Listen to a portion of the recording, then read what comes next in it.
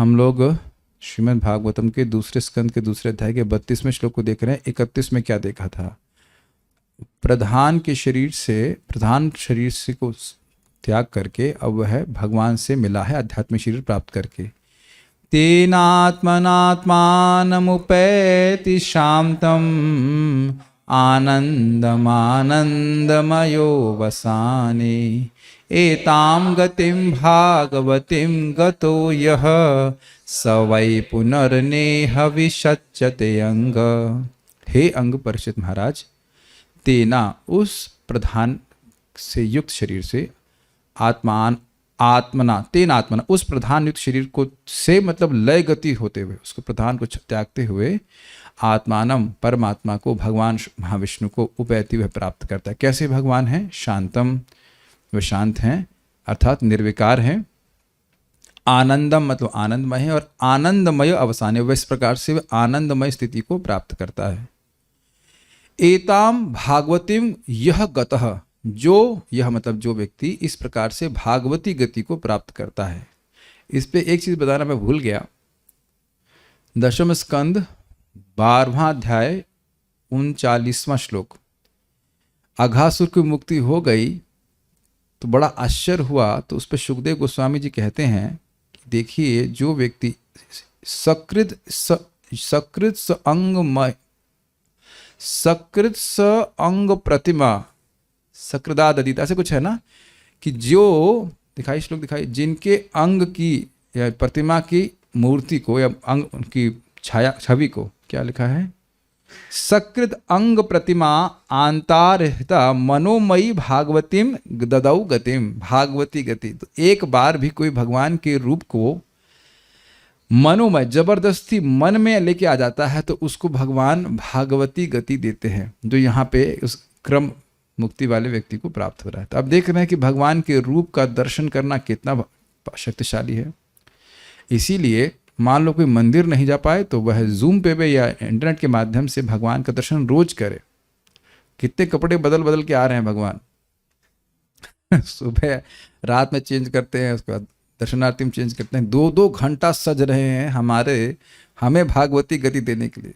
तो कम से कम 5 मिनट तो निकालना चाहिए।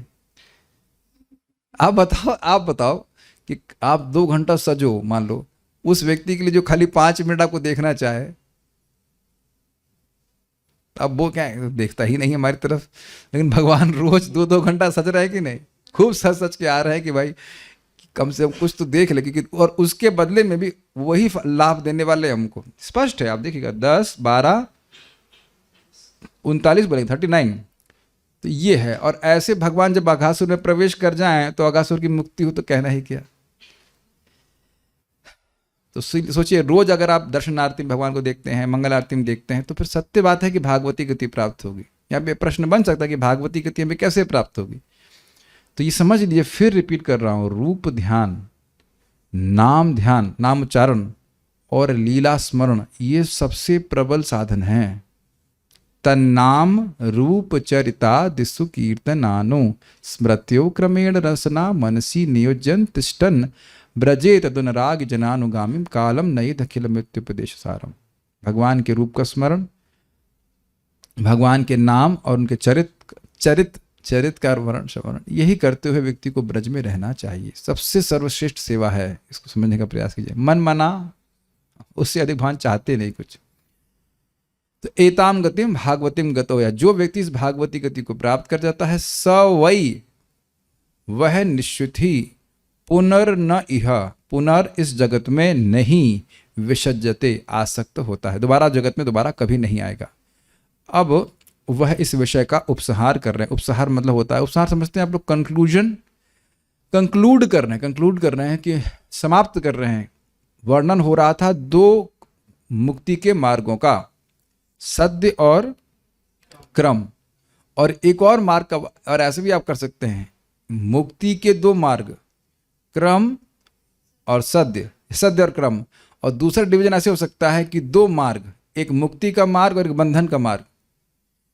बंधन के मार्ग का भी वर्णन किया गया था, ये कर्म गति के बारे में बात था, जो कर्मकांडी लोग हैं उनका वर्णन भी किया गया था।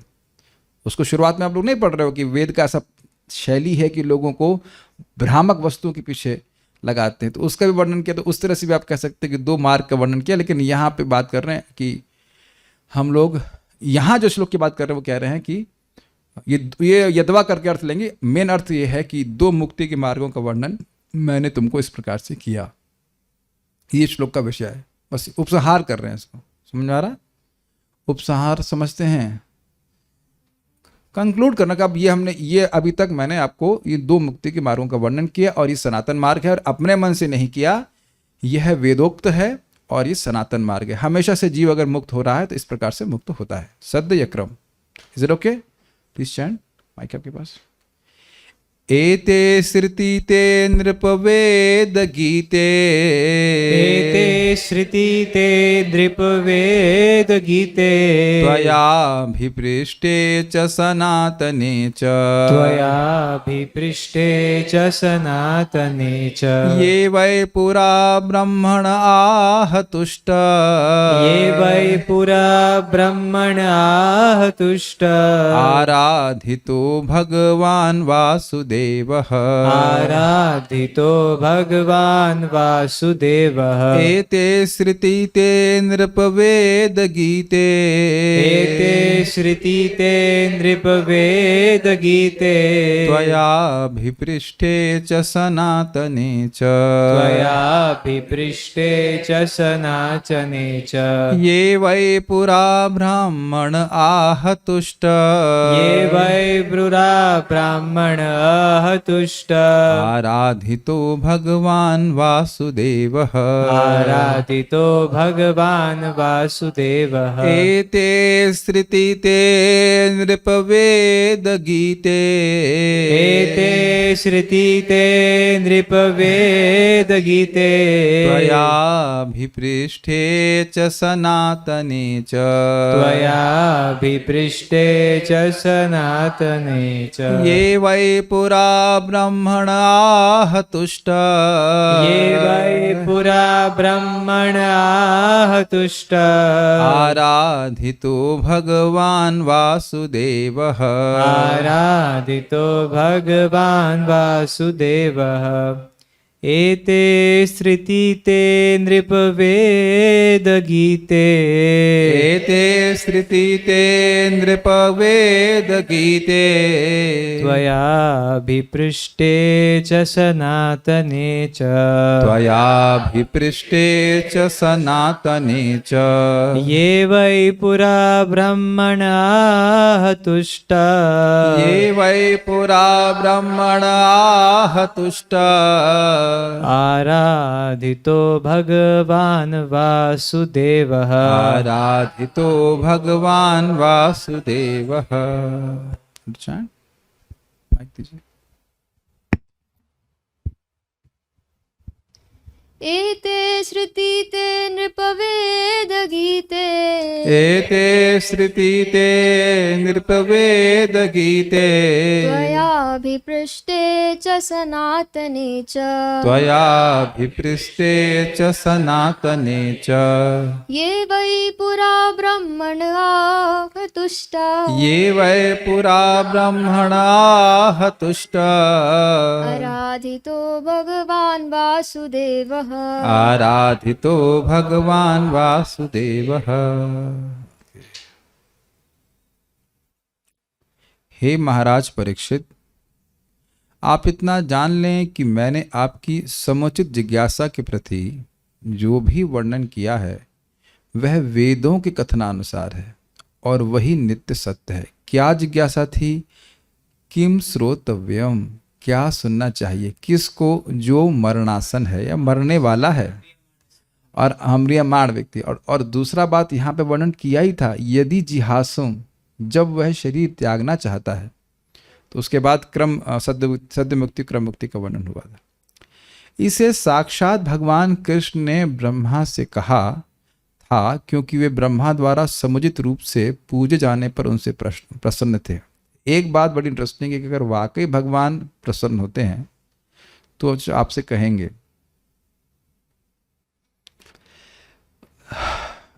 और भगवान प्रसन्न होते हैं उनकी आराधना करने पे।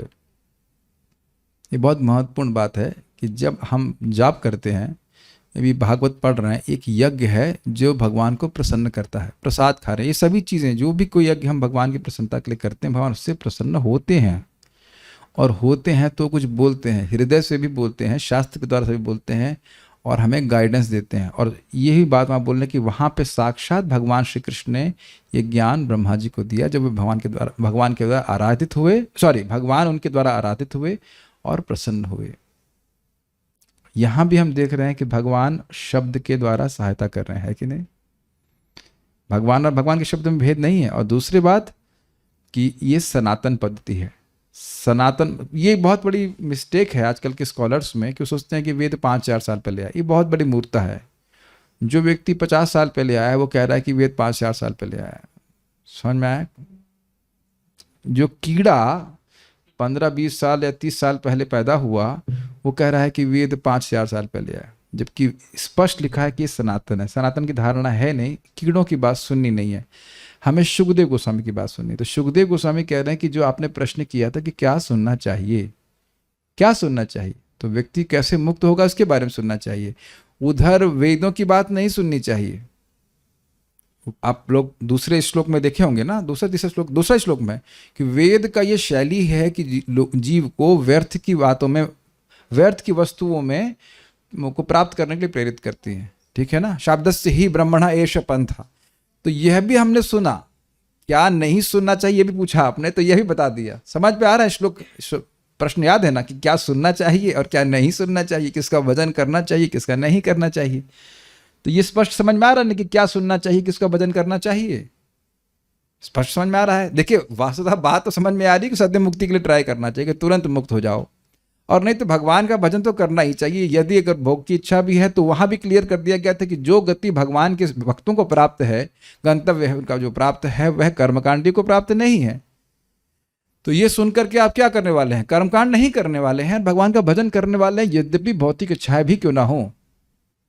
मेरी बात सब समझ में आ रही है?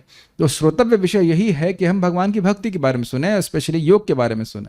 तो उसका उन्होंने क्रम मुक्ति और सद्य मुक्ति के वर्णन के द्वारा किया वर्णन।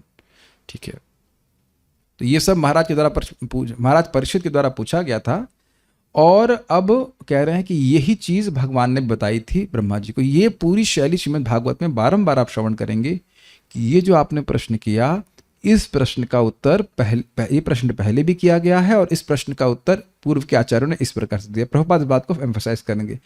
उत्तर वैदिक परंपरा में मैन्युफैक्चर नहीं किए जाते हैं। वो जो उत्तर है, पहली बात तो जो प्रश्न पूछने योग्य हैं वो कर दिए गए हैं। सुनाई पड़ा? जो प्रश्न पूछने योग्य हैं वो कर दिए गए हैं, और इसीलिए उसकी प्रशंसा भी कर दिए थे प्रथम अध्याय में कि आपने बहुत अच्छा प्रश्न किया है, लोकहितम नृप।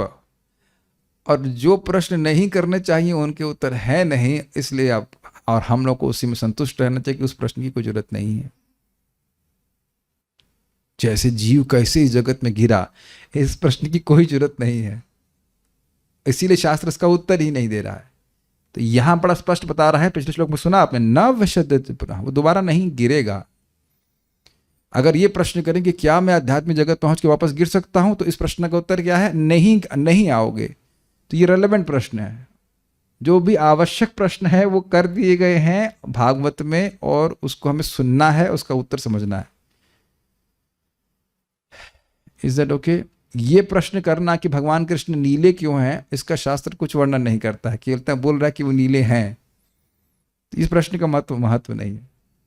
इज क्वाइट हम्बलिंग कि जो प्रश्न आपको कुछ नया, वस्तुतः हमको नया प्रश्न करने की जरूरत है ही नहीं। जितने प्रश्न आवश्यक हैं वो कर दिए गए। परम पूज्य भक्ति समेत महाराज इस बात को बोल रहे थे कि जो प्रश्न आवश्यक हैं वो कर दिए गए, उनको सुनना है, उनका उत्तर सुनना है और हमारा काम आ जाएगा। बाकी सारे प्रश्न कोई मतलब नहीं, लेकिन फिर भी प्रश्न इंकरेज किए जाते हैं। अगर कोई बात नहीं समझ में आए तो आप पूछ सकते हो, ऐसा कोई दिक्कत नहीं, लेकिन है बात इंटरेस्टिंग। अन्वय देखिए, हे नृप, हे महाराज परीक्षित, एते श्रुति, श्रुति का मतलब होता है मार्ग। तो कह रहे हैं ये दो गतियां, दो मार्ग, सद्यो मुक्ति और क्रम मुक्ति, वेदे गीते, वैदिक वेदे गीते मतलब वेद में गाई गई हैं, वेद में बताया गया, ऐसा नहीं कि मैं बताया हूं। और उसका कह रहे हैं सनातन च और सनातन है। तो वेद में बताई है और सनातन है तो समझना चाहिए कि वेद भी सनातन है, 5000 साल पुराने नहीं है वेद, वेद सनातन है।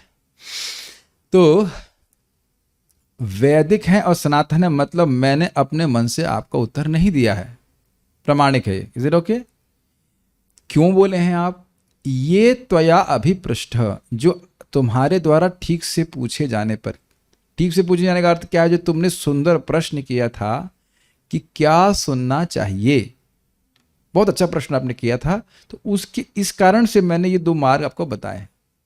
कई बार आप देखेंगे यहाँ भी प्रवचन में ऐसा बोला जाता है कि ये बात थी, उसका उत्तर यहाँ ऐसा है। तो वही बात यहाँ पे क्या नाम है इनका, पर परीक्षित महाराज जो कह रहे हैं कि जो आपने प्रश्न किया था कि क्या सुनना चाहिए, उसके उत्तर में मैं ये 2 बातें, ये मार्ग आपको बताए हैं, क्रम मुक्ति और सद्य मुक्ति का। ठीक, ते वर्णिते, तुमको मैंने कहा, आपने जो प्रश्न किए था कि क्या सुनना चाहिए, उसका वर्णन मैंने इस प्रकार से किया। ये गतियां वह निश्चित ही वही हैं जिनको पूरा प्राचीन काल में, अब प्राचीन काल का वर्णन यहाँ पे नहीं हो रहा कि कब, लेकिन बहुत समय पहले ब्रह्मणा यानी ब्रह्मा जी से तुष्ट आराधिता, संतुष्ट और पूजित होकर भगवान वासुदेव आह, भगवान कृष्ण ने उनको कहा था। और ब्रह्मा जी ने कहा आह आनंद आ गया। नहीं, आह मतलब होता है बोला। ठीक, एते श्रुति ते नृप वेद गीते, ये 2 मार्ग जो मैंने तुमको बताए हे राजन, ये वेद गीते, ये वैदिक हैं, वेद में वर्णित हैं। त्वया अभिपृष्टे च सनातने च, और ये इसके बारे में आपने पूछा था। वस्तुतः क्रम मुक्ति और सद्य मुक्ति यह नाम लेकर के नहीं पूछे थे वो, लेकिन पूछे थे क्या सुनना चाहिए। तो उसके उत्तर में यह कह रहे हैं कि ये उत्तर आपके प्रश्न का इस प्रकार से है। ठीक है, और ये सनातन है। सनातन का बड़ा अच्छा मतलब है कि बहुत से लोगों ने सद्य मुक्ति और क्रम मुक्ति के द्वारा भगवान की प्राप्ति करी ही है। इस तरह स्टैंडर्ड प्रोसीजर। लेकिन एक बात ध्यान रखिएगा कि ना हम लोग सद्य मुक्ति चक्कर में हैं, ना क्रम मुक्ति चक्कर में हैं। हम लोग भक्ति के मार्ग पे हैं, क्योंकि हम लोग अष्टांग योग का अभ्यास नहीं कर रहे हैं। ये अभी आप, हमारा जो टॉपिक है वो कुछ कल के श्लोकों से शुरू हो जाने वाला है। भक्ति के मार्ग में हम लोग अष्टांग योग का अभ्यास नहीं कर रहे हैं। ये वैष्णव योग है, लेकिन हम लोग शुद्ध भक्ति के मार्ग में इस प्रकार का अष्टांग योग नहीं करते हैं। श्रवण कीर्तन स्मरण वदन करते हैं सीधे डायरेक्ट। तो वो भगवान की प्राप्ति कराने वाला है, प्रेम कराने वाला है, प्रेम प्राप्त कराने वाला है। और उसी का वर्णन प्रभुपाद जी कर रहे थे परसों के श्लोक में। वो लता उगाने वाली बात कर रहे थे कि नहीं, लेकिन यह मुक्ति के मार्ग हैं, इसका वर्णन तो हो ही रहा है। यह भी इस प्रकार से भी लोगों ने भगवान की प्राप्ति करी है, ये बात बोल रहे हैं। तो ये आप ये नहीं कह सकते कि ये मार्ग गड़बड़ है।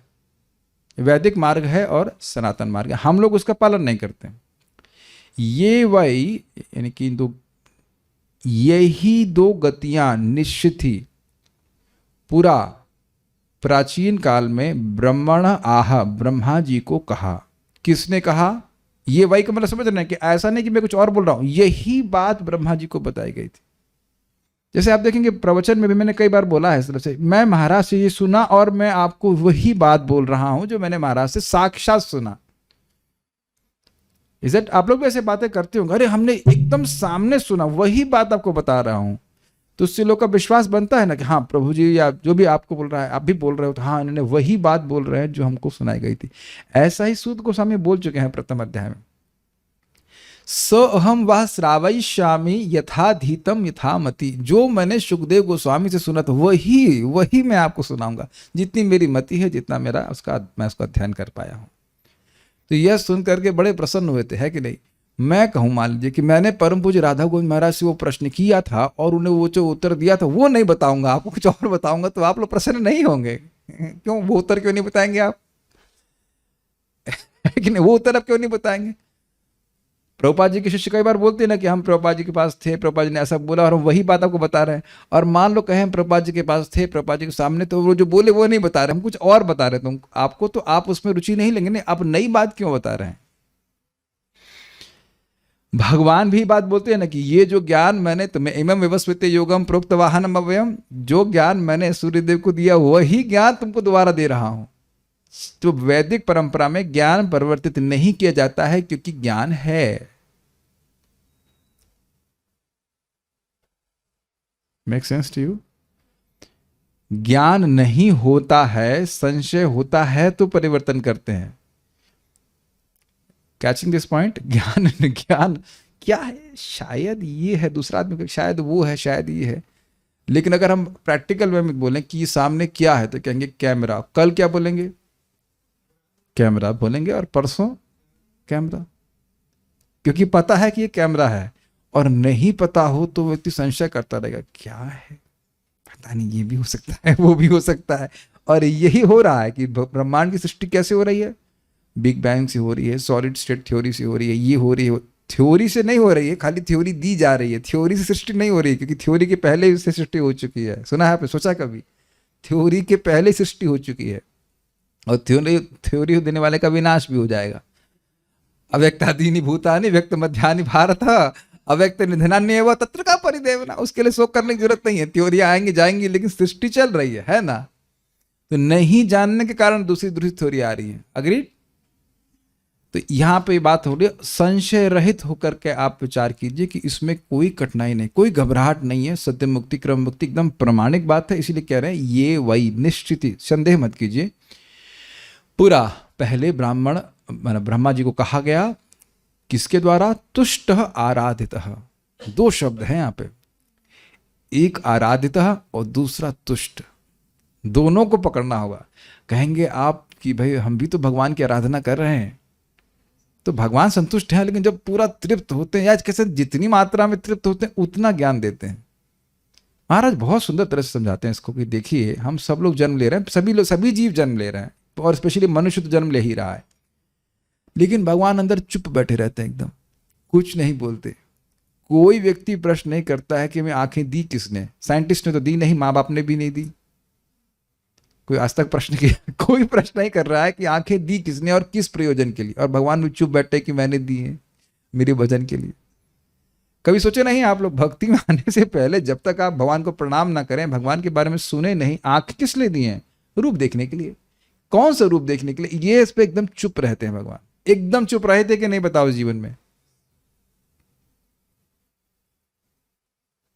देख रहे हैं, खेल रहे हैं, कूद रहे हैं। हाथ किसके लिए दिए हैं? आप जानते हो कि इंद्रियों का प्रयोग भगवान की सेवा में करने की इच्छा होने से ही आप मुक्त हो जाओगे। करोगे तो छोड़ दो, करने की तो बात छोड़ दीजिए। इच्छा करी है कि मैं कृष्ण की सेवा करूंगा तो मुक्त हो जाऊंगा, यह यस्य। लेकिन चुप रहेंगे भगवान, नहीं बताएंगे ऐसे।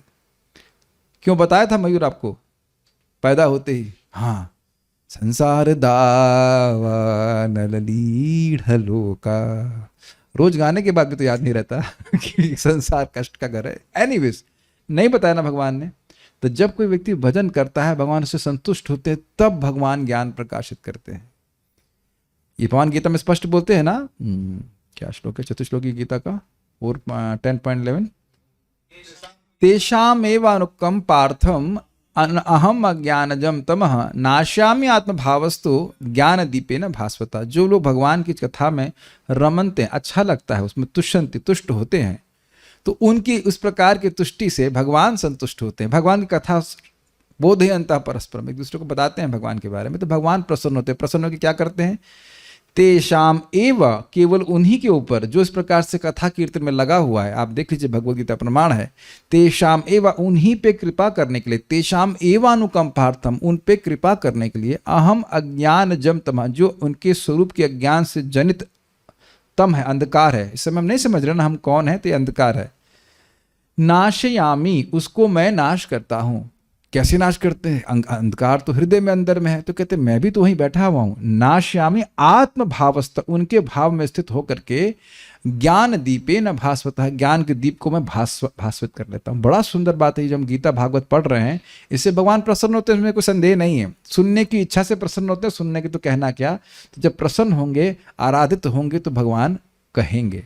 कहेंगे मतलब ज्ञान हमारे हृदय में प्रकाशित भी करेंगे जो सुन रहे हैं। कई बार लोग लांछन नहीं कह सकता, आरोप लगा सकते हैं कि प्रभु जी आपको ये रियलाइजेशन नहीं है कि मैं आप आत्मा हूँ। उसमें कोई संदेह नहीं है, मुझको भी भूख लगती है तो हम प्रसाद पाते हैं, चिंतित हो जाते हैं इसमें। यद्यपि आत्मा को कोई प्रभाव नहीं पड़ता, लेकिन ध्यान दीजिएगा कि इस ज्ञान के अनुशीलन से भगवान प्रसन्न होते हैं, ठीक है, और धीरे धीरे करके ये आत्मज्ञान को हृदय में प्रकाशित करेंगे।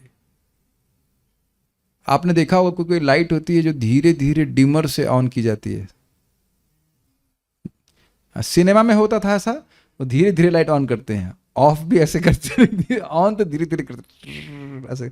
तो भगवान भी इसी प्रकार से धीरे धीरे करके ज्ञान को प्रकाशित करते हैं, तो हम लोग फिर यथावत वस्तुओं को देख पाते हैं।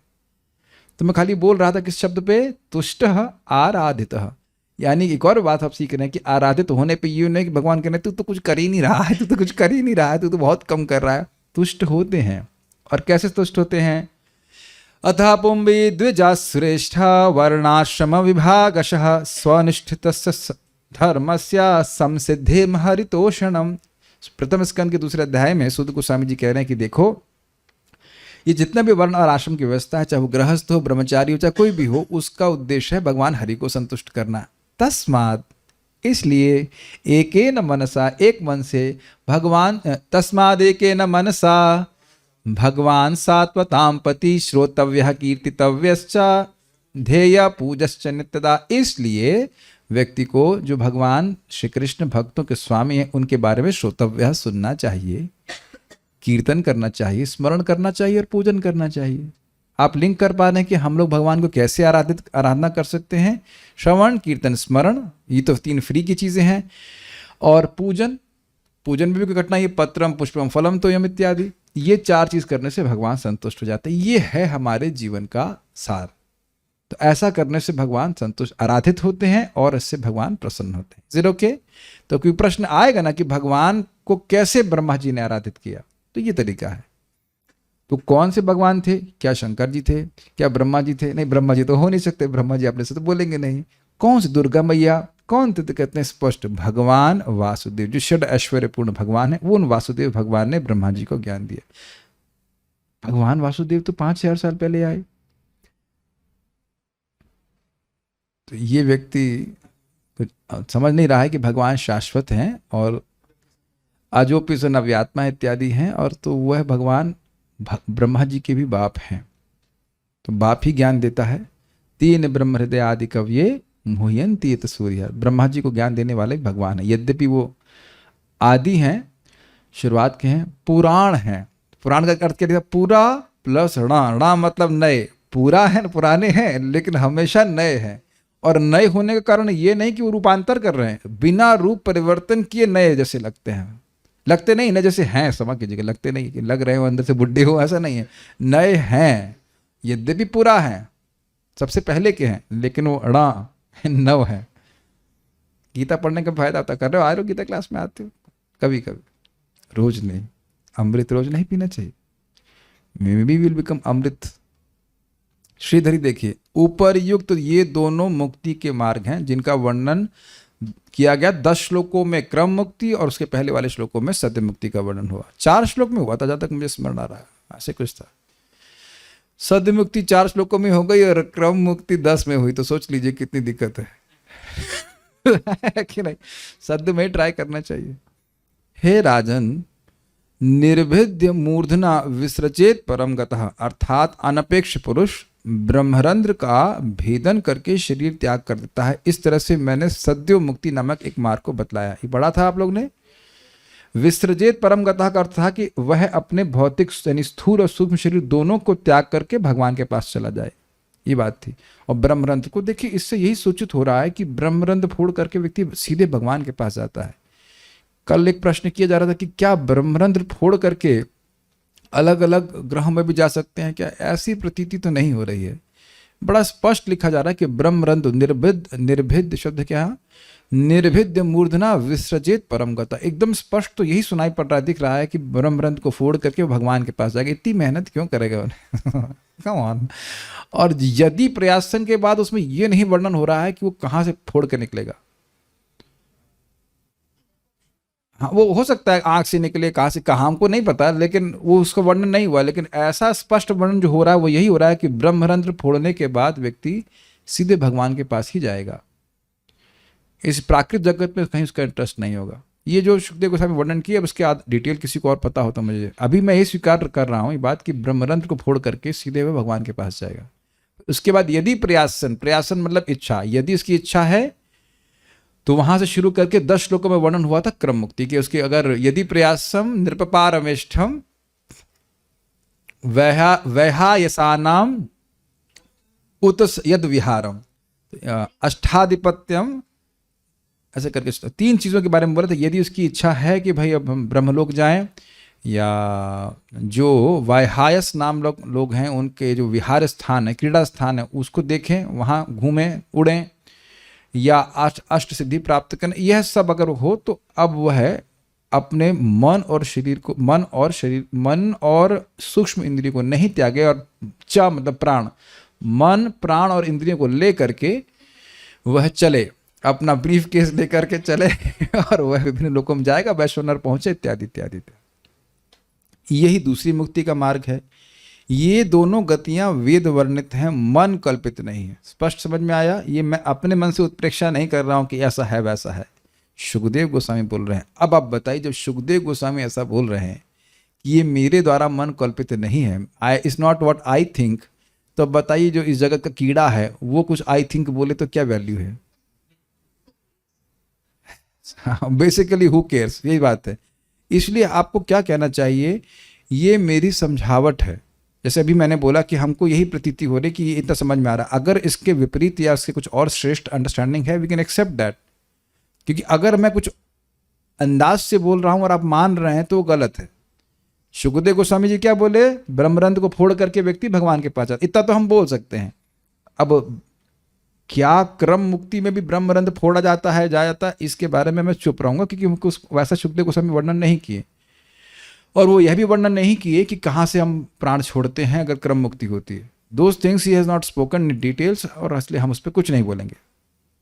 एक भक्त हैं जो काफ़ी प्रश्न करते हैं मेरे को क्लास के बाद, अच्छी बात है, लेकिन वो पीछे लग जाते हैं और मैं उत्तर नहीं दे रहा हूँ। उसका मतलब क्या है? उसका उत्तर मतलब यह है कि उत्तर नहीं वर्णित है।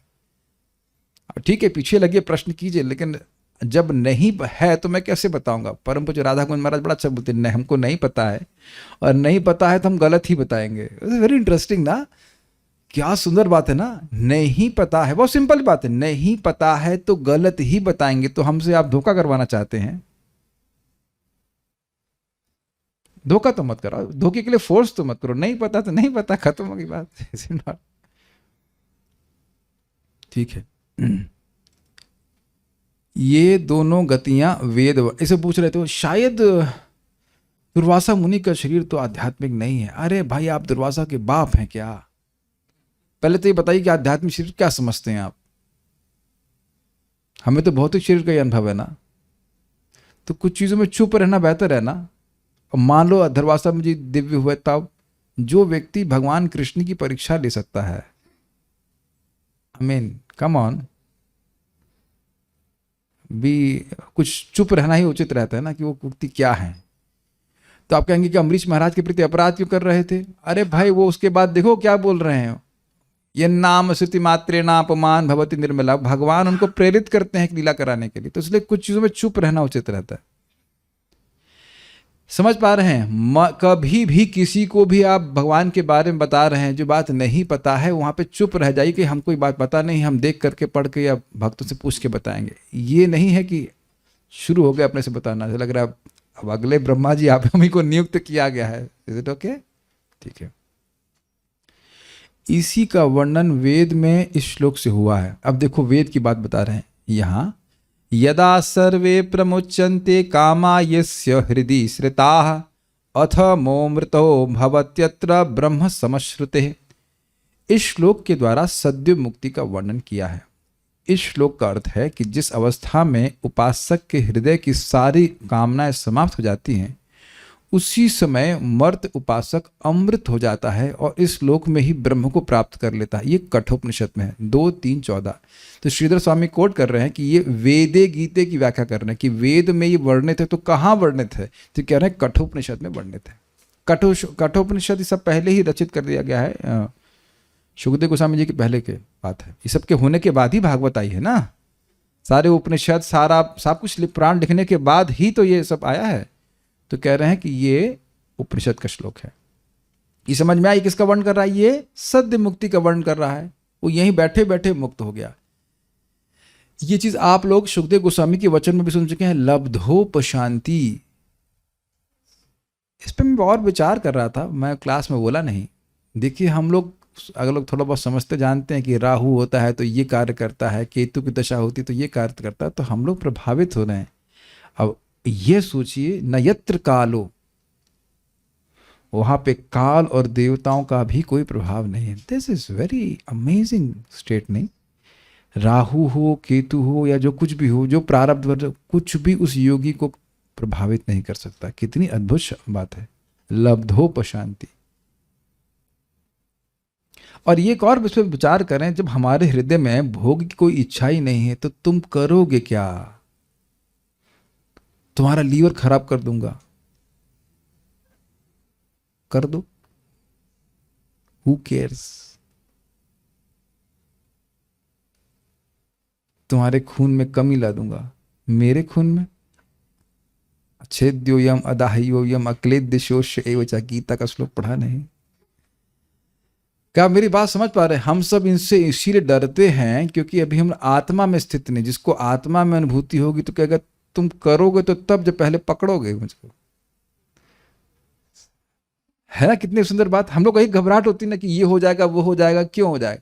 क्योंकि शरीर से पहचान कर रहे हैं, जो कुछ होगा शरीर का होगा। दुनिया में किसी की ताकत नहीं कि आत्मा कुछ कर ले। तो जिसको लब्धोपशांति की स्थिति प्राप्त होगी, देख रहे हो कितना इंडिपेंडेंट हो गया।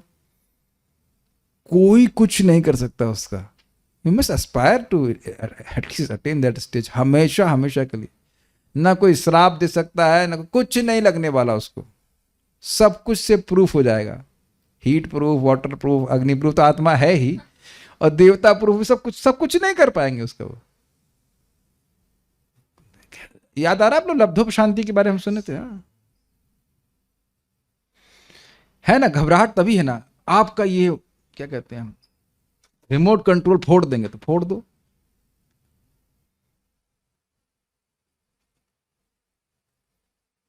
तभी तो डर है ना। जब तक मैं मान रहा हूं कि ये मेरा है, ये तब तो डर है ना। जब कोई आसक्ति ही समाप्त हो गई तो फोड़ते रहो, क्या फर्क पड़ता है? फोड़ ही रही है कि दुनिया में बहुत सारी चीज लोग फोड़ रहे हैं कि नहीं, क्योंकि उनमें आसक्ति नहीं होती तो हमें कोई दिक्कत होती है। इतना ट्रेन का एक्सीडेंट हो जाता है, कभी सोचते हैं अरे बड़ा नुकसान हो गया। और यहाँ 5 रुपए 10 रुपए कोई चोरी कर लेता है तो बड़ा दुखी होते हैं। सोचा आपने कभी? इतनी ट्रेन का एक्सीडेंट हो रहा है, कभी आप लोग कुछ शिकन आई चेहरे पे? एकदम लब्धोपशांति, कोई दिक्कत नहीं है। नहीं है ना? कितने लोग मर गए, जी गए, उससे कुछ भी नहीं फर्क पड़ रहा ना। हाँ, कितने लोग मरे? 20,000 कम है। न्यूज में इतने ज्यादा नहीं है 20,000। और अपना एक लड़का मर गया तो देखिए कितना रो रहा है। वो आसक्ति की वजह से है। गलत तो नहीं बोल रहे हैं ना। न्यूज तो आप लोग देखते पढ़े, कभी सुने होंगे, पढ़े होंगे। अभी बीच में जब कोविड में बहुत लोग मर रहे थे, 1500 लोग मिले, ज्यादा नहीं है। क्यों? It's okay. एक बहुत क्रूर व्यक्ति बोला, स्टालिन का स्टेटमेंट है कि 1% dying is a tragedy, 1000 dying is a statistics. समझ में आया? एक व्यक्ति मरता है तो दुख की बात है, बहुत सारे हजारों लोग मरते हैं तो एक नंबर है, गणना है कितने लोग मार दिए गए। एनीहाउ, खाली हम बात कर रहे थे अनासक्ति के ऊपर। तो ये कह रहे हैं कि वह अमृतत्व को प्राप्त हो तो बंधन लगता नहीं, वो शरीर चलता रहेगा उसको। बल्कि ऐसे लोगों की तो स्थिति ये होती है उन्हें पता भी नहीं होता कि शरीर कब छूट गया। एनीवेज, इसको आप नारद जी के केस में सुन चुके हैं। विमतः विमत्सरा, वो जगत में थे लेकिन जगत के नहीं थे, वो घूम भी रहे थे। इंटरेस्टिंग बात है, बड़ा इंटरेस्टिंग बात है, हम लोग सब पढ़ चुके हैं कि गांव पर्यटन, वह पर्यटन भी कर रहे थे। तो कहीं आप फंसे नहीं कहीं? अरे भाई घर देखें, अरे भाई बड़ा अच्छा घर आ गया है ये वो। आज हमें कोई भक्त बोल लेते हैं कि हमारे नाम है उनका, मथुरे शरीफ में बड़ा अच्छा कर लिया। अच्छा, बड़ा अच्छा कर लिया। अच्छा देखें भाई, हम भी आए कितना अच्छा कर लिया। आए कितना अच्छा कर लिया, हमको भी मिल जाता थोड़ा अच्छा हो रहा है कि नहीं? बड़ी अच्छी हवा आ रही है, ये है वो है। हवा जैसे लग रहा है कि हमें घर में बंद कर दी गई है। वट एवर करता है ना व्यक्ति, उसकी कोई इच्छा नहीं थी, लेकिन वो गया घूमने देखने के लिए, बड़ा अच्छा बड़ा अच्छा, तो इच्छा आ गई। कहते ना हमारे कोई इच्छा नहीं आई, विमदः विमत्सरः, दूसरे का उत्कर्ष देखकर कोई जलन नहीं हुई, और विमदः मतलब कोई मद नहीं हुआ कि हमारे पास बहुत अच्छी श्रेष्ठ वस्तु है, कुछ नहीं। हम तो काल की प्रतीक्षा कर रहे थे कि भाई कब समय आएगा, भगवान के पार्षद बनेंगे, भगवान का विमान आएगा, हम भगवान के पार्षद शरीर प्राप्त हो जाए, बस। What a great consciousness, what a nice consciousness. और भगवान का नाम उच्चारण कर रहे थे, और कथा लीला स्मरण कर रहे थे। यह बहुत पहले पढ़ाया गया, प्रथम स्कंद में उसको पढ़ चुके हैं।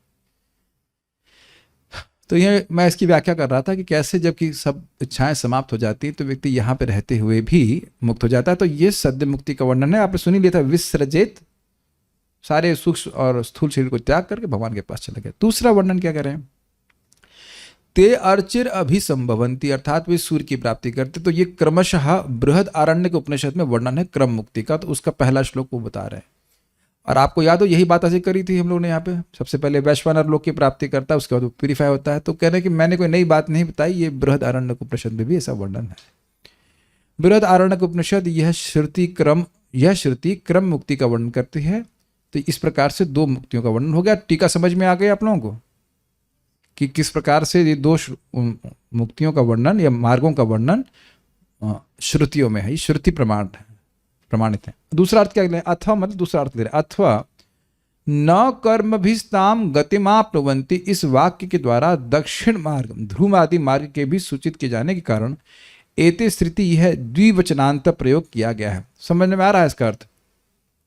यह श्लोक कौन सा है, यह श्लोक का नंबर बताएंगे, मैं श्लोक दिखा सकता हूँ, जल्दी से फटाक से बता सकता है कोई। इसी में पढ़ा था, योगी जन जिस गति को प्राप्त करते हैं उसको कर्म मार्ग वाले लोग नहीं प्राप्त कर पाते हैं। आई थिंक दिस 2 पॉइंट कौन सा था ये श्लोक, दिखा देता तो अच्छा रहता। जल्दी से बता सकते हैं कौन सा श्लोक है।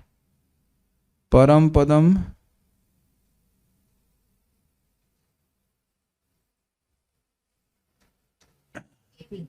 18 नहीं है पक्का, नहीं ना, ये इसमें लिखा हुआ है।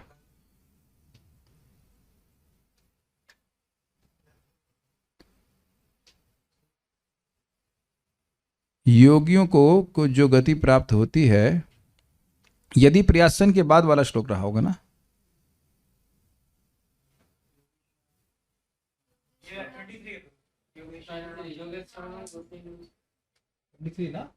हाँ।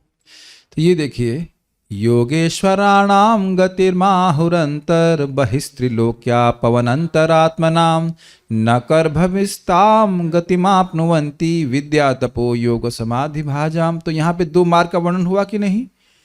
योगेश्वरों की जो गति है वह, उसको क्या कहा जाता है, वह अंतर बहिर्स्त्रिलोक, या तीनों लोकों के अंतर और बाहर जा सकते हैं। क्यों भाई, पवन अंतरात्मा नाम, क्योंकि उनका सूक्ष्म शरीर वायु में विद्यमान रहता है। न कर्म अभिस्ताम गति माप्नुवन्ति, इस गति को जो कर्म मार्ग में लगे हैं वो नहीं प्राप्त कर रहे। तो दो प्रकार के मार्ग हो गए कि नहीं।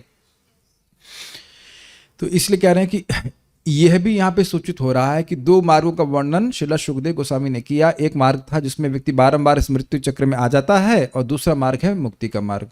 तो इसको श्रीधर स्वामी कह रहे हैं कि न एते से, ऐसा एते स्थिति का अर्थ यह भी लिया जा सकता है कि एक मार्ग आपको मैंने मुक्ति का बताया टोटल, और दूसरा एक मार्ग है बंधन का मार्ग, उसका वर्णन भी कर दिया।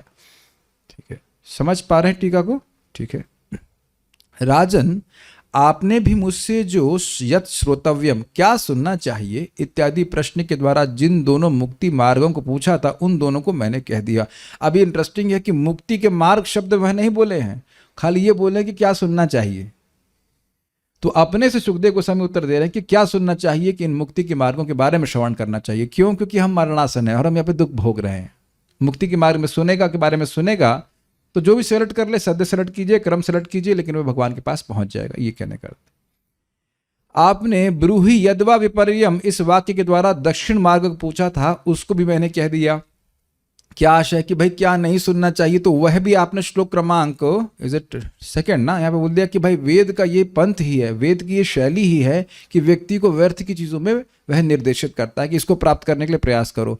तो ऐसे वचनों को नहीं सुनना चाहिए। क्लियर है कि नहीं? जब आपने ये सुन लिया कि वेद हमको भ्रमित कर रहा है व्यर्थ की चीज़ों में, कर्मकांड का जो भाग है, तो आप अब उसको कर्मकांड को नहीं सुनेंगे कि नहीं?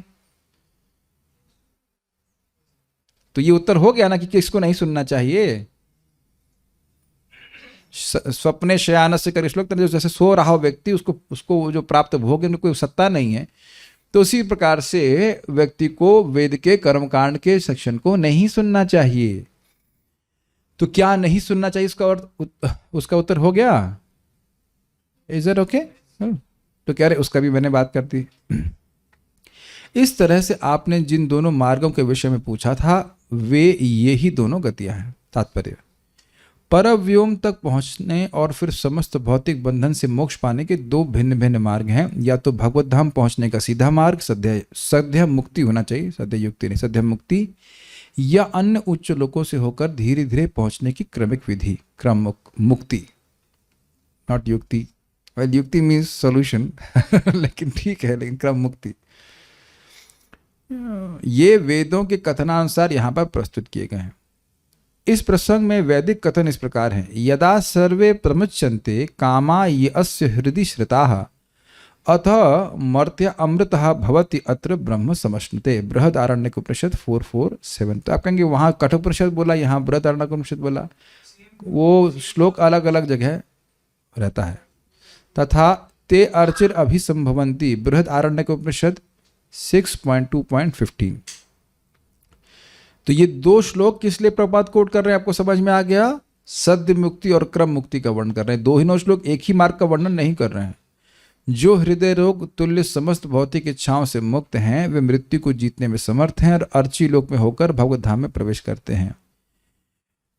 वे ये वैदिक कथन श्रीमद् भागवत के कथन का समर्थन करने वाले हैं और उनकी पुष्टि शुकदेव गोस्वामी द्वारा की जा रही है, जो जोर देकर ये कहते हैं कि इस सत्य का उद्घाटन वासुदेव भगवान श्री कृष्ण ने वेदों के प्रथम प्रमाण ब्रह्मा जी से किया। स्पष्ट है, नई बात नहीं है, नई बात नहीं बताई जाती है। जैसे अगर आपको याद हो, गीता भूषण में पढ़ रहे थे, अरे भाई कोई नई बात बताओ ना कि जैसे जीव और भगवान में कोई भेद नहीं है। ये बात बताने से क्या फायदा हो कि जीव भगवान में भेद है, ये तो पता ही है ये मूर्खता है ये इस प्रकार से नया व्याख्या करने की जरूरत नहीं है। आप लोग महसूस भी कर रहे होंगे इस बात तो कि एक ही बात को बार बार सुनते हैं तो वो हृदय में और धंस जाती है। Is it okay? बात में यहाँ पे आ रही, मैं फिर से बोल रहा हूँ कि जिस बात की आप चर्चा बार बार करते हो वो एक और लेवल डीप हमारे हृदय में प्रवेश करती है, इसलिए we need to hear it again and again. हमको अभी भी नहीं समझ में आया है कि हम भगवान के शाश्वत सेवक हैं। Don't take it cheaply. अभी भी हम सभी की, देखिए हम किसी को पूछेंगे नहीं, सबकी अलग अलग आसक्तियां हैं, कहीं घर परिवार में है या देह में है, कहीं पे भी है। We need to hear it again and again so that we serve continuously serve Krishna. नई बात नहीं बताई जाती है, ठीक है। शिष्य परंपरा के अनुसार सर्वप्रथम भगवान कृष्ण ने ब्रह्मा को वेद सुनाया, ब्रह्मा ने नारद को और नारद ने व्यासदेव को। तब व्यास ने शुकदेव गोस्वामी को यही ज्ञान दिया और इसी प्रकार आगे चलता रहा। इस तरह इन समस्त प्राधिकृत पुरुषों के कथनों में कोई अंतर नहीं है। ब्रह्मा जी से पूछेंगे, क्या बताएंगे? गोविंदमादि पुरुषम तमहम भजामि। और नारद जी कहेंगे गोविंदमादि पुरुषम तमहम भजामि। कहेंगे नहीं, हम दूसरा द्वार खटखटाएंगे। व्यासदेव से पूछेंगे तो कहेंगे सत्यम परम धीमहि वासुदेव। और शुकदेव गोस्वामी कहेंगे कि तो वही कहेंगे भगवान के भजन करो, हरे नामानु कीर्तनम। एक काफी रुचिकर बात है, मैं आज बात कर ही रहा हूँ। एक एस्ट्रोलॉजर को हम कंसल्ट किए, बहुत अच्छे एस्ट्रोलॉजर हैं। वो एक बार भी, उसने बड़ी इंटरेस्टिंग बात बोली कि ये आपका भाग्य है और अगर आप चाहते हो कि ये ना हो तो कुछ प्रायश्चित करना होगा, कुछ करना होगा। तो उसके लिए ये मंत्र करिए, कोई आदित्य स्रोत होता है, कुछ होता होगा, आदित्य हृदय स्रोत कुछ होता है, हाँ ये कर लो। लेकिन उसने हरे कृष्ण मंत्र नहीं बताया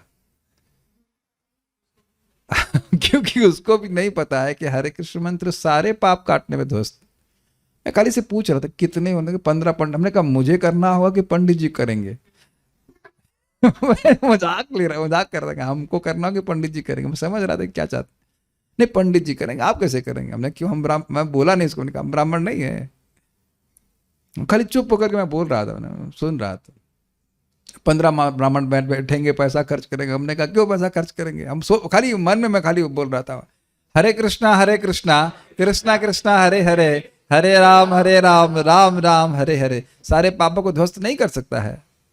आप श्रीमद् भागवत में सुनेंगे कि एक वशिष्ठ जी ना क्या थे, किसी ऋषि ने एक राजकुमार को श्राप दे दिया था। एग्जैक्टली ब्रह्मशाप लगा था कि तुम शूद्र हो जाओगे। क्षत्रिय था, गलती हो गई थी कि एक कहानी सुना देता, उसका नाम भूल गया मैं, उसका नाम भूल गया, सुयज्ञ ऐसे कुछ नाम था, जहां तक कि वो राजा का पुत्र था और उसको गायों की रक्षा की सेवा की गई। तो रात में जग कर गायों की सेवा करता था। अंधकार का समय था, तो एक बाघ आया गायों को मारने के लिए, और उसने उस बाघ को मारने के लिए तलवार चलाई, तो उसकी बाघ की तो कान कट गया, लेकिन गाय की गर्दन कट गई। सुबह देखा तो उसे बड़ा दुख लगा।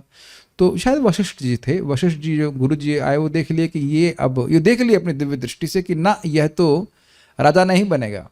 तो शाप दे दिए उसको कि तुम अब शूद्र हो जाओ, तुमने कितनी बड़ी गलती करी है, जबकि गलती अनजान में की गई थी। तो छोड़ दिया और शादी भी नहीं किया। कुछ लोग कहते तुम अपूर्ण रह जाओगे शादी करके। Come on. एनीवेज, तो वह छोड़ दिया और उसका भजन किया। तो भजन करने से ब्रह्मशाप भी नहीं लगा। भागवत प्रमाण है इसका। भगवान की भक्ति इतनी शक्तिशाली है, सब कुछ ध्वस्त कर सकती है। Is it make sense? तो हम लोग मैं की बात कहाँ से बनने लग गया था, मैं कहाँ से आ गया? नहीं, ये कुछ कारण था, मैं किस लिए बोल गया यहाँ पे।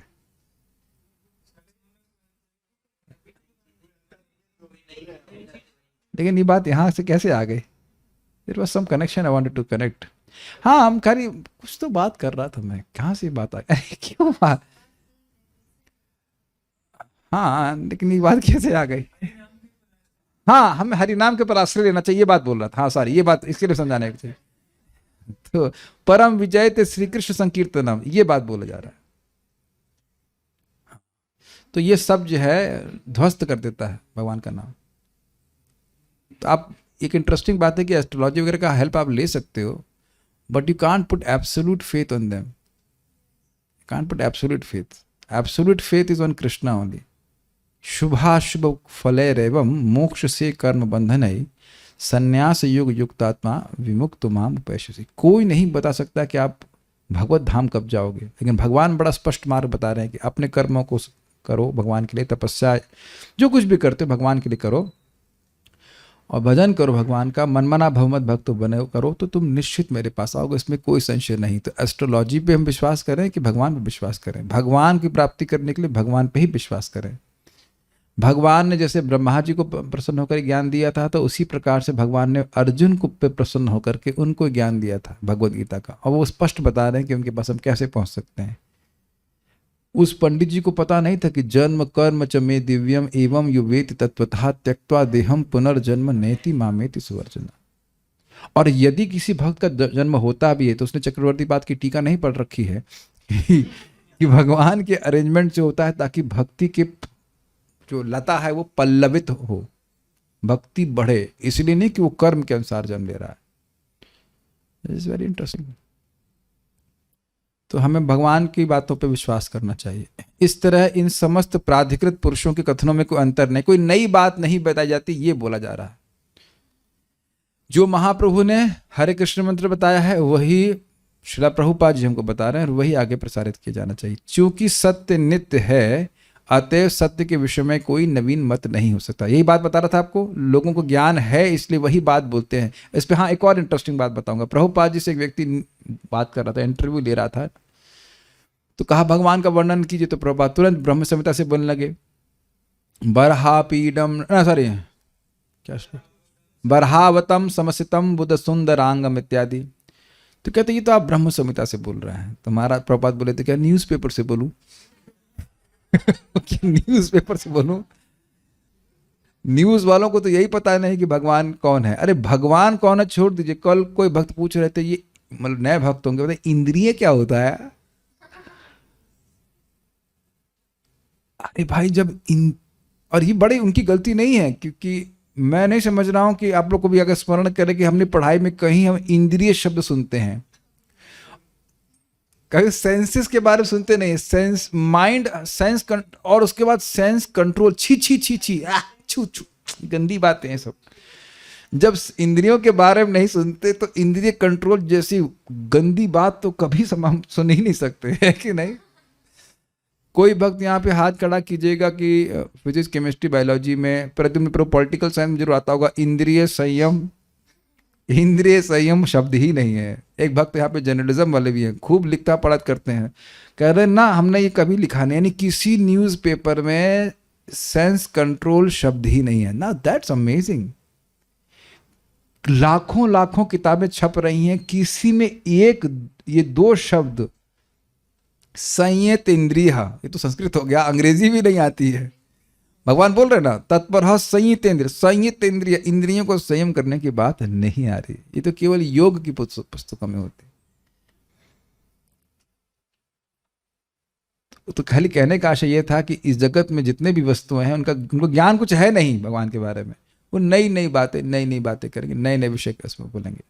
But only way you can learn about Krishna is in परंपरा में वही ज्ञान दिया जाता है, इम्फेसिस किया जाता है टीचर का। ये जो सही टीचर है उसका ये प्रयास रहता है कि जैसा था वैसा ही यथावत बोला जाए, और इसी के द्वारा भगवान प्रसन्न होते हैं। ध्यान दीजिएगा, जितना आप भगवान के बारे में यथावत बताएंगे उतना ही आपकी भी श्रद्धा बढ़ेगी, भगवान आपसे प्रसन्न होंगे और सामने वाला भी प्रसन्न होगा। क्यों? कारण समझिए, हर जीव के हृदय में भगवान के प्रति प्रेम है, तो भगवान की बात आप उसको बताएंगे तो उसको अच्छा लगेगा।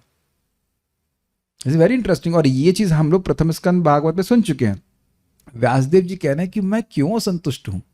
वेद मैंने 4 भाग में डिवाइड कर दिया, याद आ रहा है आप लोगों को, महाभारत लिख दिया, जब जीवों का कल्याण करने के लिए वेदांत सूत्र सब लिख दिया, फिर भी क्यों संतुष्ट हूं। तो कह रहे हैं वहां पे उन्होंने विचार किया कि जो भगवान की महिमा है, जिससे महाभागवत भक्त प्रसन्न होते हैं, और क्योंकि भक्त भगवान को प्रिय हैं, तो जब भक्तों को प्रसन्नता नहीं होगी इस सिद्धांत से, तो भगवान भी संतुष्ट नहीं होंगे। जब भगवान संतुष्ट नहीं होंगे तो मैं कैसे संतुष्ट हो सकता हूं। समझ पा रहे हैं? तो संतुष्टि खुद की भी तभी होगी जब हम भगवान की बात करेंगे, और सामने श्रोता को भी संतुष्ट होगी जब भगवान की बात ही कही जाएगी। परिवर्तित कर देंगे तो वह सुखी नहीं होगा। इसीलिए प्रभुपाद जी की पुस्तकें लोगों को सुखी करती हैं और पवित्र भी करती हैं। आप देख रहे हैं जो श्रीधर स्वामी जी टीका रख रहे हैं वही प्रभुपाद जी इसकी व्याख्या कर रहे हैं। प्रभुपाद जी यही बात बोल रहे थे कि my secret is I have not changed anything. Is it okay? इसीलिए हम टीका को और पढ़ते तो आप देखेंगे प्रभुपाद जी की तात्पर्य और क्लियर होता है कि प्रभुपाद जी इस बात को क्यों बोल रहे हैं। वो 2 श्लोक प्रभुपाद कोट किए कि नहीं, क्यों कोट किए, समझ में आ गया कि नहीं? Very very important. Don't change anything. नहीं समझ में आया फिर पूछ लीजिए, प्रचार कीजिए, लेकिन सही प्रचार कीजिए। ठीक है? ये इतना आसान नहीं है जितना आपको लग रहा है, इतना आसान नहीं है। एक मैं उदाहरण समझ में देना चाहूंगा।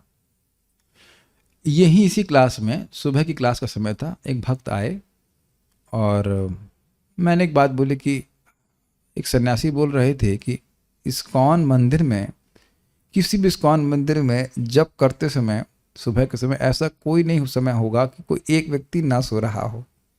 क्या बोला मैंने, स्पष्ट है ना? तो प्रवचन समाप्त होने के बाद वो प्रभु जी बोले, हाँ मैंने बहुत अच्छी बात बोली। क्या सीखा आपने? कोई समय ऐसा नहीं होता जब सन्यासी लोग जप में सो नहीं रहे होते। व्हाट? ये कहाँ, ये तो हमारे टेप में नहीं है, ये कहाँ से आपने सुन लिया? देख रहे हैं कि सामने बैठा हुआ व्यक्ति ए बोल रहा हूं तो बी सुन रहा है, और इन दोनों का कोई संबंध भी नहीं है। ये बोला मैंने, होता उसका समझिए बात, होता क्या है, हुआ क्या, उसने खाली सन्यासी सुना, बाकी टाइम उसका मन कहीं और घूम गया। समझ पा रहे हैं? सुना नहीं ठीक से, यही होता है, सुना नहीं सीखे। और कई बार देखो हम प्रश्न करते हैं तो उसको, वो आधी बात सुना, आधी बात में उसने इंटरपोलेशन करना शुरू कर दिया। ये थोड़ा समझने का प्रयास कीजिए लोग कैसे धोखेबाजी करते हैं। अगर आपने मैथमेटिक्स पढ़ी हो तो ग्राफ पढ़ाते हैं हम लोग, तो ग्राफ मान लो ऐसे जा रहा है, अब आगे पता नहीं कहाँ जाएगा तो उसको इंटरपोलेट कर देंगे कि इसी दिशा में जा रहा है तो इसी दिशा में जाएगा, लेकिन ऐसा जरूरी तो नहीं है। ग्राफ तो कहीं पे भी जा सकता है, नहीं पता होता तो हम उसको एक्स्ट्रापोलेट करते हैं, आगे बढ़ा दे रहे हैं, अपना अंदाजा मार रहे हैं। क्या आप लोगों ने ऐसा देखा है कि नहीं है? कई बार हम लोग यहाँ प्रश्न करते हैं तो उत्तर पता नहीं होता है, तो अब फंस तो कहीं उत्तर कुछ तो बोलना है, तो इधर से कुछ जोड़ के उधर से जोड़ करके बोलना शुरू कर देते हैं, है कि नहीं? और यहां तक भी देखा गया है कि प्रश्न सुने बिना उत्तर देना शुरू कर देते, यह और दिव्य है लोग। बाद में बोले प्रभु जी प्रश्न क्या था? हमने कह रहे प्रश्न तो सुन तो लीजिए आप, उसके बाद उत्तर दीजिए। देख रहे हैं क्या हो रहा है? It's not easy, it's easy but it's not easy. इसीलिए जब अच्छे से जब जाप करते हैं, सुनते हैं, समझते हैं, तब ठीक ठीक बता पाएंगे। जब आप सही बता रहे हैं तो लोग गलत सुनेंगे, क्योंकि दिमाग प्रोसेस करके ऐसे रखेगा। तो जब गलत बताएंगे तब तो कहां पहुंचेंगे आप समझ ही लीजिए। जैसे एक व्यक्ति से पूछा गया एक टीचर से कि ये हमारे पाप कब नष्ट होते हैं? यानी जब आप शुद्ध नाम उच्चारण करते हैं, कृष्ण प्रेम की प्राप्ति होती है तो पाप नष्ट होते हैं। ये कहाँ लिखा है? अजामिल को कृष्ण प्रेम प्राप्त हो गया था। नारायण तुम अपनी माँ के गोद से मेरी गोद में आओ, और उसी जगह लिखा हुआ है कि यद व्याज हारा, जब उसने नाम बोला तभी सारे पाप नष्ट हो गए। सी सो ब्राह्मणिकल कल्चर मीन्स शास्त्र इज सेंटर। शास्त्र में क्या लिखा गया है, ठीक है ना? वेदों में निहित ज्ञान को जानने का यही साधन है, यानी कि कोई नया मत नहीं होना चाहिए। इसे ना तो प्रकांड पांडित्य द्वारा समझा जा सकता है, ना संसारी पंडितों की फैशन परस्त व्याख्याओं द्वारा। ये इंटरेस्टिंग है। फैशन पर मतलब देखा, नया फैशन क्या है? इधर से थोड़ा सा कपड़ा फाड़ लो, उधर से थोड़ा कपड़ा फाड़ लो, इधर से कुछ ऐसा है ना। इस प्रकार से फैशन परस्त नहीं है, जो था वही है। प्रभुपाद जी भी धोती कुर्ता पहन रहे थे, हम भी धोती कुर्ता पहन रहे हैं। ऐसा नहीं कि हम ब्लैक टी शर्ट और ब्लैक चश्मा ला के क्लास देने आ जाएंगे। Make sense to you? वही कार्य चल रहा है, कुछ परिवर्तन नहीं हो रहा है ना? आप लोगों को तो नया प्लान नहीं ना, कुछ गॉगल्स वॉगल्स ला के गीता क्लास देने का नहीं। जस्ट मीन्स परंपरा, परंपरा, इट डज नॉट चेंज। परंपरा means it does not change. बल्कि आप यहां पे भी देखते होंगे, आप अगर आप नोटिस किया हो कि कई बार किसी दुकान में लिख देते हैं since 1930। What does it mean? बताओ। Very good. इसका मतलब है कि सन 1930 से हमने अपनी क्वालिटी में परिवर्तन नहीं किया, वही क्वालिटी मेंटेन करी है। और आप जानेंगे कि उसमें एक एफर्ट लगता है। हलवा भी बनाएंगे ना, तब भी आप देखेंगे नया व्यक्ति अपना कुछ नया स्टाइल मारने का प्रयास करेगा। Do you agree? गलत तो नहीं कह रहे हैं, लेकिन अगर क्वालिटी मेंटेन करनी तो नहीं, यही रेशियो, यही फॉर्मूला लगाओ। Make sense to you? This, do you agree, it requires some kind of honesty from individual members? जो व्यक्ति परंपरा में आते जाएं वह ईमानदार होंगे, तभी परंपरा की शुद्धता को बनाया जा सकता है। इसीलिए प्रभुपाद कहते थे डोंट चेंज एनीथिंग। और अब देख रहे हैं कि जैसे चेंज होता चला जाएगा, फिर वो चेंज का टेंजेंट कहाँ जाएगा वो पता नहीं है। समझ पा रहे हैं? मेरे हाथ को आप देख सकते हैं, एकदम ये पैरेलल रहेगा तो पैरेलल ही रहेगा, और जरा सा भी ये इधर हुआ, आप मेरे हाथ का हल्का सा देख सकते हैं, जरा सा हल्का सा ये इधर हुआ, कुछ अंतर नहीं लग रहा है ना? और ये जब ये आगे बढ़ता चला जाएगा तो अंतर बहुत चला जाएगा। इसीलिए प्रभुपाद जी फिलॉसफिकल डिवीजन को बिल्कुल स्वीकार नहीं करते थे। किसी का 4 नियम भंग हो जाए माफी हो जाती है, लेकिन फिलॉसफिकल डिवीजन, सहजियापन, ये अगर हो गया तो व्यक्ति वो उस रोड पे ही नहीं रहेगा। मैं फिर से बोल रहा हूं, गिर गए उसी रोड पे हैं, घुटने छिल गए, कुछ हो गया, पट्टी उट्टी कर देंगे, कहाँ पे हैं? उसी रोड पे हैं, उसी दिशा में हैं। लेकिन अगर बिल्कुल स्पीड भी बढ़िया है, कुछ नहीं है, और उसमें बैठ गए, क्या कहते हैं, लेमोजीन या किसी बड़ी फास्ट मर्सिडीज में बैठ गए, बड़ी तेज स्पीड जा रही है, लेकिन रोड गलत पकड़ ली, तब तो और तेजी से कहीं और पहुंच जाएंगे। समझ में आया? इसीलिए बार बार प्रभुपाद बोलते हैं कि तुम भगवान नहीं हो, ना तुम कभी बन सकते हो। आप देख रहे हैं प्रभुपाद बार बार इस बात को क्यों बोल रहे हैं? या तुम्हारा स्वरूप कोई तुमको बता सकता है, 3-4 महीने में तुम राग मार्ग में आ सकते हो, ये सब नहीं प्रभुपाद ध्वस्त कर रहे हैं इस बातों। तो have to learn philosophical division. Prabhupada बिल्कुल स्वीकार नहीं करते थे। प्रभुपाद जी के समय में ही बहुत से लोगों का पतन हुआ। और आप अगर लीलामृत पढ़ते हैं तो एक भक्त थे, वो दोनों, वो माता जी अवैध संग भी कर लिया, फिर भी प्रभुपाद उसको बहुत गंभीरता से नहीं लिए। लेकिन कुछ लोगों ने, जब प्रभुपाद जी अमेरिका में थे, सॉरी भारत में थे, तो अमेरिका में ये हल्ला कर दिया कि प्रभुपाद कृष्ण हैं। और प्रभुपाद जी ने, बहुत बड़ा हल्ला हुआ, तो प्रभुपाद जी ने उनको इस्कॉन के बाहर कर दिया, नॉट आउट ऑफ हेट, लेकिन ये डेविएशन हो रहा है। और प्रभुपाद जी के समय भी डेविएशन हो रहा था, और हमेशा इस प्रकार की बातें होने लग जाती हैं। कुछ भक्त लोग, एक समय में ऐसा हुआ, कोई गोपी क्लब बना लिए थे कि बस खाली वो गोपियों की लीला सुनेंगे इत्यादि इत्यादि। कहले कि और हम लोग प्रार्थना में भी केवल यही गाएंगे, तुलसी पूजा गाएंगे। तुलसी पूजा में बोलते हैं ना, गोपी बनना की इच्छा प्रकट करना, बस वही, बाकी कुछ नहीं गाएंगे। तो ये सब डेविएशन है, बाद में इसको रोक दिया गया।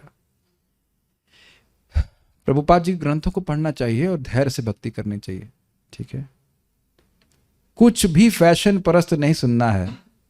मैं इस मामले में बिल्कुल कंट्रोल नहीं कर पाता हूं। जब कोई व्यक्ति बोलता है इन प्रभु जी ने बोल दिया, उन प्रभु जी ने बोल दिया, और शास्त्र का कोई प्रमाण नहीं होता, I can not control my anger. बात सही बोलो तो हम स्वीकार कर लेंगे, बात आप बोल रहे हो शास्त्र विरुद्ध, फिर इसने बोल दिया, उसने बोल दिया, उसके फिर मुझे और क्रोध आने लगता है। पता नहीं आप लोग कैसा क्या होता है, हमको तो बहुत क्रोध आता है। जैसे व्यक्ति बोला प्रभु जी 2 बजे उठ करके जप करने से तमोगुणी जप होता है। हमने कहा आप लोग हंस रहे हैं, हमारा तो बिल्कुल गुस्सा आने लग जाता है। हमने कहा, हमने कहाँ लिखा, हरिदास ठाकुर जी तो 24 घंटे कर रहे थे, तो वो 6 घंटा जो है उनका मतलब सतोगुणी जप होता था और तमोगुणी जप। अब मन तो, अब क्या कठोर शब्द नहीं बोलना चाहते हैं, ये बताओ कहाँ लिखा। और इसकी वजह से नए लोग परेशान हो जाते हैं। Suppose somebody wants to wake up at 2 o'clock and chant, very good. ये कहाँ शास्त्र में लिखा है कि ये तमोगुणी जप होता है, बताइए। और बुद्धिमान लोग ऐसी बातें करते हैं, ऐसा नहीं कि वो पढ़े लिखे नहीं हो, कुछ नहीं। मतलब हम क्या दंड दें, ये भी हमारा सामर्थ्य नहीं है, लेकिन बहुत ज्यादा गुस्सा मुझे इस बात पे आता है। ये फैशन परस्त व्याख्या हुई ना फैशन परस्त व्याख्या। और इससे नए भक्त लोग, अब बताओ जो इसको वो गाइडेंस देंगे तो कहेगा प्रभु जी हम 2 बजे उठ रहे हैं, अरे तुम तो तमोगुणी जप कर रहे हो। और प्रभुपाद जी ने सारे अनुवाद जो भागवत के किए हैं वो कब किए? रात में किए ना, तो तमोगुणी अनुवाद हैं, किए ना प्रभुपाद रात में। भक्ति ठाकुर जी रात में जग करके सारे वो सब पोएम्स लिखे हैं, तो वो सब तमोगुण में है। तो वो तमोगुण में व्यक्ति है जो इस प्रकार से बोल रहा है, कुछ भी बोलते हैं बेशर्म होकर के। हमको आप देख रहे हैं, ऑलरेडी मैं बोल रहा हूं तो मुझे गुस्सा आने लग रहा है। खाली मैं बोल रहा हूं कि इस तरह की बात कचड़ पचड़ से कभी किसी मत स्वीकार। प्रभु जी क्या प्रमाण है जैसे बोल रहा है, इस प्रभु जी ने उस प्रभु जी से कोई मतलब नहीं है। ब्रह्मा जी से पूछ के आए हैं, ये नारद जी से पूछ रहे हैं। प्रभु जी नारद जी से पूछ के, नारद जी तो शास्त्र की बात बोलेंगे, ब्रह्मा जी शास्त्र की बात बोलेंगे। आप और हम जो है अपने मन से कुछ बात बोल देते हैं। बी वेरी केयरफुल, बहुत केयरफुल होइए। इसमें ना कुछ जोड़ने की को है ना घटाने को, क्योंकि सत्य तो सत्य है। कृष्ण भगवान हैं, इसमें कुछ क्या जोड़ना चाहते हैं आप लोग? समझ में आ गया? कुछ काटना चाहते हैं, गॉट इट। किंतु अंततः किसी न किसी प्रमाण को स्वीकार करना होता है। आधुनिक विज्ञानी भी कतिपय वैज्ञानिक सत्यों के लिए समान व्यक्तियों के हेतु प्रमाण तुल्य हैं। मतलब अगर कोई वैज्ञानिक बोल रहा है कि सूर्य इतना दूर है, तो ऐसा नहीं कि हम टेप लेके नापने चले गए। भाई साइंटिस्ट की बात पे विचार करना चाहिए, हम स्वीकार कर लेते हैं, है कि नहीं? इलेक्ट्रॉन प्रोटॉन तो आप लोग देख ही लिए होंगे, नहीं देखा आपने? उसको पढ़ करके पास भी हो जाते हैं। जो पास कर रहा है उसने भी नहीं देखे, जो पास हो गया उसने भी देखे नहीं है। और माता पिता खुश है कि 90% आ गए। काफी इंटरेस्टिंग है। तो स्वीकार तो आप करते ही हो। मैं इसमें कई बार बोल रहा हूं कि बचपन से लेकर अब तक हम मानते ही तो आए हैं, ये तुम्हारे पिताजी हैं, ये तुम्हारी माँ है, बोलते रहो माँ माँ माँ माँ, विश्वास होने लग जाता है ना, इत्यादि। और उसके बाद उससे बड़ा झूठ, ये तुम्हारी पत्नी है, ये एकदम झूठ है। झूठ क्या प्रभु जी, तो सच बात नहीं है, खाली मान ले रहा है कि पत्नी है। उसी तरह वाले ये तुम्हारा पति है, मान ले रहा है ना। ये कोई बोले, मेरी दीदी मुझे बोली थी तुम्हारे से तो मेरा खून का संबंध है। हमने कहा मेरा तो बी नेगेटिव है, तेरा बी पॉजिटिव होगा। उसको बोला नहीं, वो सोच रहा था। हर कोई व्यक्ति बात बोलता है तो ना इमोशनटी होके बोलता है। तो आप सभी भाई बहनों का जो भी आप लोग के हैं, वो सबका खून एक ही है क्या? तो खून का संबंध तो अलग, खून का संबंध कैसे होगा? सबका खून तो अलग है। मेरे का तो स्वभाव भी अलग है, तो मेरा स्वभाव अलग है, कैसे तुम बोल रहे हो? खाली इमोशन की बात है। क्या भाई का खून बहन को मिल रहा है? क्या नहीं मिल सकता? देना भी चाहे तो नहीं मिलेगा। तो खून का भी संबंध नहीं ना, खून तो चेंज हो रहा है। तो हम खाली मान रहे हैं ना कि ये बहन है, ये भाई है। मान लो बिछड़ गए होते बचपन से, तो आप पहचानते भी नहीं, झगड़ा कर रहे होते उससे रेलवे के स्टेशन पे। व्हाटएवर इट इज पॉसिबल नहीं। तो जब मान ही रहे हैं, जब जिंदगी भर झूठ को सच मान रहे हैं, तो सच को सच मानने में क्या कठिनाई है? मैं खाली ये बोल रहा हूँ, भगवान का नाम अनंत जन्मों के पापों को नष्ट करता है, ये सत्य है। भगवान का नाम भगवान है, ये वेद कहता है। और अभी मैं पहले भी बोल चुका हूँ, आगे आऊँगा, वेद बोल रहा है कि नाम की महिमा पूरा ना भी जानता हो, क्योंकि नाम स्वयं प्रकाशक है। समझ रहे हैं? अपने को स्वयं प्रकाशित करने वाला है, इसलिए नाम उच्चारण करने वाले के हृदय में नाम स्वयं ही अपनी महिमा प्रकाशित करता है, यद्यपि वे नाम की महिमा न जानता हो। कुछ समझ में आ रहा है? सूर्य अपने आप को स्वयं प्रकाशित करता है, बस हमें जिंदा रहना है और सूर्य अपने आप को प्रकाशित कर दे कि ये सूर्य है। इस समय हम लोग नहीं अंदाज लगा सकते कि सूर्य क्या है। मेरी बात आप समझ रहे हैं मैं क्या कह रहा हूँ? जब दुनिया में जिंदगी भर झूठ को ही सच मान रहे हैं, है ना, और वो क्यों मान रहे हैं? बार बार उसकी आवृत्ति होने से सच मानने लगते हैं। तो उसी प्रकार से क्यों नहीं हम लोग सत्य को सत्य मान लें कि हम भगवान के दास हैं, हमें भगवान का भजन करना है, भगवान को प्रणाम करना है, भगवान का जप करना है। सिंपल बात। We have to hear it over and again. सत्य को बार बार सुनेंगे तो सत्य सच जो है समझ में आने लग जाएगा। अभी भी हम लोग यही मान रहे हैं कि हम इसकी माँ हैं, इसके बेटे हैं इत्यादि, और व्यवहार में करिए, लेकिन ये झूठ बात है व्यवहार, लेकिन ये झूठ है। अभी कोई यस भी नहीं बोलेगा। अरे भाई पैतृक संपत्ति लेनी है, अभी तो सच बोले लग जाएगी, निकाल के बाहर करते जाएगा। है कि नहीं?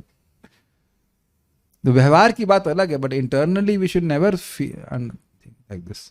लेकिन एक और बात भी कि कर्तव्य करना चाहिए, वो अलग हम बात हम खाली इतनी बात बोल रहे हैं कि सत्य को बार बार सुनेंगे तो एक दिन क्लिक कर जाएगा कि हाँ तुम भगवान के, हमें भगवान की सेवा करना चाहिए।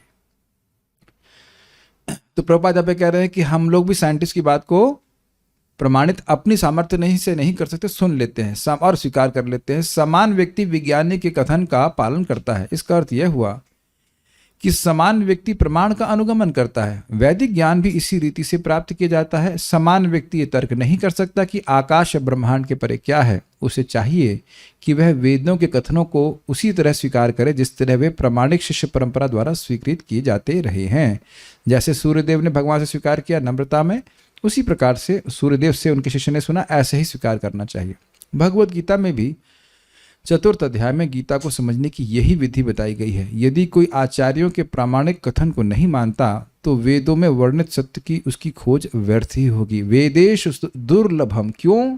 वेद में दुर्लभ है, वेद में नहीं समझ में आएगा। अदुर्लभम आत्मभक्तो, लेकिन अपने भक्त के लिए भगवान अदुर्लभ हैं। बिल्कुल अदुर्लभ मतलब ये है कृष्ण। और ये बड़ा स्पष्ट है कि लोग वेद पढ़ रहे हैं। प्रभुपाद से कोई व्यक्ति पूछा वेद, हमें मूल वेद पढ़ना चाहिए, गीता नहीं पढ़ना चाहिए, वो तो प्रभुपाद बोले वेद का प्रयोजन क्या है? उसको नहीं पता, चुप हो गया। बड़ा स्पष्ट, भगवान को जानना। कैसे जानना? भक्ति के द्वारा। ये कैसे मालूम चला? भगवद गीता के द्वारा। तो क्या उसने कभी भगवद गीता नहीं पढ़ोगी? आप लोग सोचते नहीं हो? क्या आपने कभी से विचार किया कि इतने लोग भगवद गीता पढ़ रहे हैं, उनको समझ में क्यों नहीं आ रही है? अच्छा, आप कहेंगे आप इतने अहंकार से क्यों बोल रहे हो कि आपको समझ में आ रही है? क्योंकि समझ में आने का कारण क्या है? भगवान क्या चाहते हैं गीता सुनने के बाद? मन मना भव मद भक्तो मद्याज माम नमस्कुरु। तुमको ये समझ में नहीं आया तो गीता क्या समझ में आई? Make sense to you? जो व्यक्ति नहीं कर रहा है भगवान का भजन, उसको गीता नहीं समझ में आई। और आप ये देख रहे हैं कि कितना सहज है। आपकी माता जी कहाँ तक पढ़ी हैं? हाँ, 12th तक। तो बीए की हैं? पता नहीं कहाँ तक पढ़ी। बीए पढ़ी हैं? कहाँ तक पढ़ी? 12th तक। तो 12th तक कोई मान लो जो पढ़ा है तो उसको समझने में कुछ दिक्कत आ रहा है। माता जी का नाम क्या है? हाँ, मंजू माता जी। आपको हाँ, मंजू माता जी को माइक दीजिए। आज इनका एग्जाम ले लेते हैं। बहुत सिंपल एग्जाम। आप कौन हैं बताइए? नहीं पता है? आत्मा है। गुड। भगवान कौन है? कृष्ण भगवान है। आपका भगवान से क्या संबंध है? भक्ति का संबंध है। सिंपल। और हमारे बीच में ये कहाँ से पास हुए आप? BTech Delhi University. जन से पूछ लेते हैं। ये तो फेल होगा, उसको पता नहीं होगा। कुछ नई बात बताएगा, कुछ नया बात बताना। आप माइक दो बेचारे को। आप कौन हैं? आत्मा कृष्ण का नित्य दास। अरे इतना साथ एक साथ ही तो देते। ठीक है, तब बताओ सेम एजुकेशन होगा कि नहीं? क्या टेंशन लेने की बात है? अब दोनों ही लोग इस भगवत गीता से मत बोलो, अब बताओ आप कौन हैं, मैं बीटेक हूं, ऐसा कुछ बोल देंगे, मैं भारतीय हूं या जो भी कुछ है, मेक सेंस टू यू, मैं पुरुष हूं स्त्री हूं, ऐसे बात बोलेगा, एकदम गलत उत्तर जाएगा कि नहीं, ये बात सिंपल सी बोल दी, सिंपल ऐसे सिंपल, कृष्ण की बात जो है उसको रिपीट कर दिया जाए, भगवान का भजन करे जाए। और ये बात मिस्टर राधा कृष्ण को नहीं पता है। राधा कृष्ण जो उत्तर उसमें लिखे कि नहीं कृष्ण के शरणागत नहीं होना है, कृष्ण के अंदर जो अजन्मा ये उसको अंदर शरणागत होना, या कुछ लोग जो पूरा भ्रम में है समझ गए ना, तो नहीं ब्रह्म में नहीं, ब्रह्म में वो कहेंगे शिव बाबा अंदर से बोल रहा है, तो ये भी एक प्रकार की उत्प्रेक्षा हो सकती है, इसलिए उससे कोई व्यक्ति को फायदा होगा नहीं। ओके और क्या है, दोनों मुक्तियों को थोड़ा डिटेल में बताइए। तो लग रहा है कि आप क्लास में पहली बार आए जब उपसहार हो रहा है, अब इस पे तो हम पित नहीं बढ़ाते अपना, लेकिन अब क्या कहा जाए, इतने समय से चर्चा हो रही थी तो कहाँ थे आप जब डिटेल में चर्चा हो रही थी, तो आप कौन सी डिटेल ढूंढ रहे थे हैं, और आप पूछ रहे हैं कि डिटेल में बताइए। अब नहीं बताएंगे, अब तो उपसहार हो रहा है अब सहार के समय में आप मध्यम की बात मत कीजिए, हो गया, अब पढ़िए पुराने लेक्चर सुनिए। सो विल स्टॉप हियर, कल कुछ रह गया, पारायण रह गया। तो यहाँ पे इस प्रकार से 2 मार्गों का वर्णन सुखदेव गोस्वामी ने किया, आगे शुद्ध भक्ति के मार्ग का वर्णन करेंगे।